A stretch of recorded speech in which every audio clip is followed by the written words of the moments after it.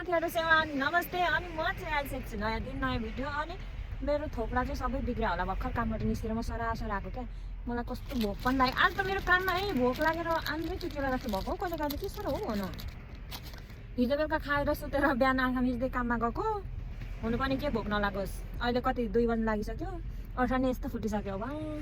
अनि म चाहिँ कहाँ आछु भने उमी आछु, समुद्रमा आछु। अनि मलाई कस्तो आज घाम लागिरहेको नि टिलिक्क मजाको।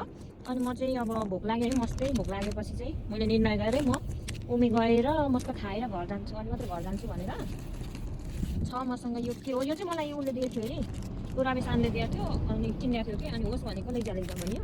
अनि यो भयो निकुमान, अनि यो भयो खेराको भोग। मासु त चाहियो नि त, बाघको हो त मासु बेगर कहाँ रुच्छ त।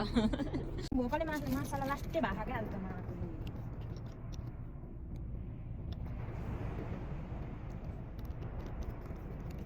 चामल पन्ने बेला पनि ढिलो भइसकेको थियो क्या। पानी पनि निस्न पाएन, पानी पनि खान पाएन हो आज त। यत्रो 5 घन्टा यो पनि आउँदा आउँदै सेलाइछ।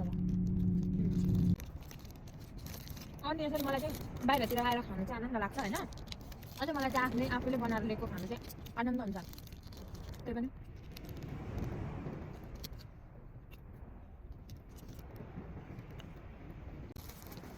अर्को पेरका खोर पनि जहाँ पायो त्यो खानु पनि पाउँदैन क्या।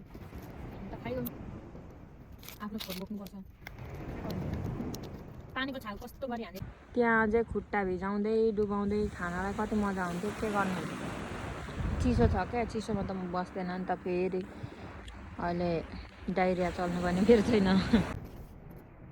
त्यो पिरो छ भन्दै थियो त्यसले, त्यो 2टा किनेर छ। म पिरो त मलाई निगाते हो भन्दै कि कतिसम्म चाहिँ खाएको त छैन है।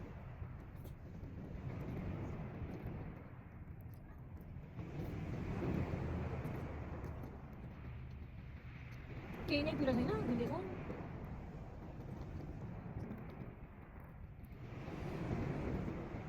के हो यो के हो?